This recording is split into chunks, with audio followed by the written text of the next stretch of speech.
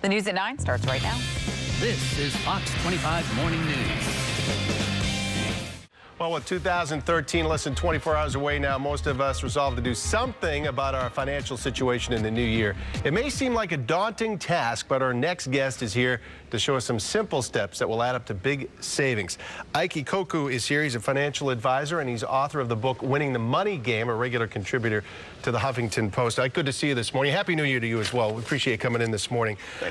In reading through your stuff, you've kind of always said, you know, it's the small things you need to focus on here first because they really add up. And the best approach really is to start small when you're looking at this, right? Absolutely, James. In what way? What particular small thing should folks focus on? Well, just, you know, takes a little, you know, they say the best way to eat an elephant is one bite at a time. So just kind of break down your goals into very simplistic terms in terms of what can I accomplish this month, within 3 months, within 6 months, etc. And as you make progress towards those goals, it'll give you a great sense of accomplishment towards what you're trying to.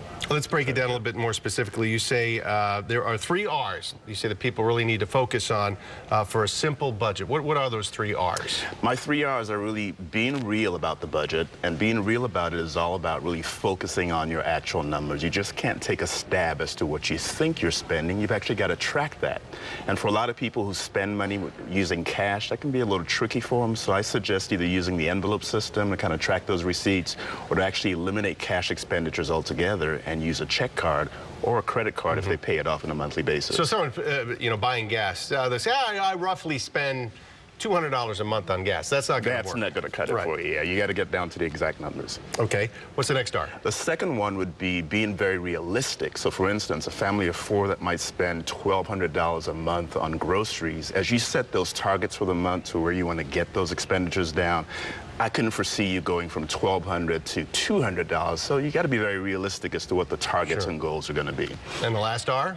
And the last R is to kind of set some rewards in place. And so as you set those targets and you start actually accomplishing some of those goals, reward yourself for some of the good work that you're doing. All right, one of the things that really caught my attention, these 5 steps you can take, kind of eye-opening things that you call them 5 eye-opening fun facts about spending. And this is based on the 261 days of work during the course of the year, which is pretty typical, I think, for most people. But one, you say eating out each work day and the amount of money you spend there. Yeah, eating out each work day can actually put a pretty big dent on your wallet. You know, if you're lucky enough to only be able to spend $5 at lunch, over the course of a year, you're probably going to set yourself back about $1,300. If it's $10, which is closer to the national average, it's about $2,600 right there. All right, and let's talk about those pricey morning breakfast beverages, you know, the fancy schmancy sort of coffee drinks, for example. I know.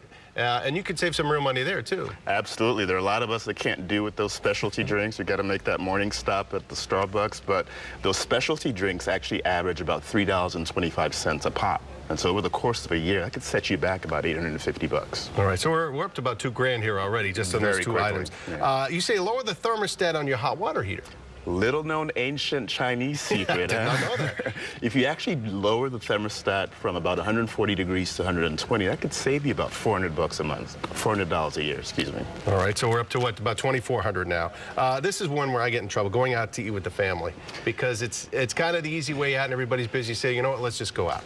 Absolutely. You know, for a family of 4 that might go out to eat, and maybe the average ticket runs about $7 per head, you're looking at about $1,600 there in expenditures for the year. You add in the you know, 15% gratuity, and it could push you up there really easy. So we're just throwing numbers out here. We're already up to about $4 grand, and this is all just on small stuff. Lastly, a lot of people, as they start the new year, hey, I want to get in shape, I'm going to join the gym. But there's a better way you can do that and save yourself some money. Absolutely. I'm one of those guys who used to look at those home DVD workouts and say, oh, that's pretty cheesy. But I got on P90X about a year and a half ago. Yeah. absolutely love it. It's a very efficient way to save on time, save on the cost of those gym memberships. Those gym memberships, if you're not factoring the cost of gas and time to actually get there, it'll run you about $50 a month. Right, and then you, after January, are you even going? Exactly. You know, a lot of people don't even bother. Last, let me ask you something else here. As people look ahead to the new year with the uncertainty of the fiscal cliff there, anything that people need to do to prepare for that? Because we don't know what's going to happen. Like, how do you prepare for the unknown? That's a tough question. That's a very tough question. The biggest thing that people can do is actually try to be proactive. And so there's some steps you could have taken this year to lock in the lower capital gains tax rates, the lower income tax rates. But I tell people the bigger fiscal cliff we need to be worried about is actually what's going to happen beyond 2013. Because one thing we know is tax rates are going to go up. Yeah. And so if they're going to go up, the best thing you can do to prepare is to start arranging your financial affairs such that perhaps you could be in a much lower tax bracket at retirement. So, and quickly, tell me about the book. The book is called Winning the Money Game, Separating the Myths from the Truth, Everything That You Don't Know About Achieving Financial Independence. And it's my path to showing you a lot of staple beliefs that we've come to accept over the course of the years, that we've accepted as the way to go about planning for retirement, that really aren't as staple as we think. So very interesting stuff. Well, Ike Ikokwu, we appreciate you coming in. Good chatting with you this morning. Thanks, Gene. Happy New Year to you again. Happy New Year to you, too. Let's get over to Shannon. All right, Gene, thank you. Coming up.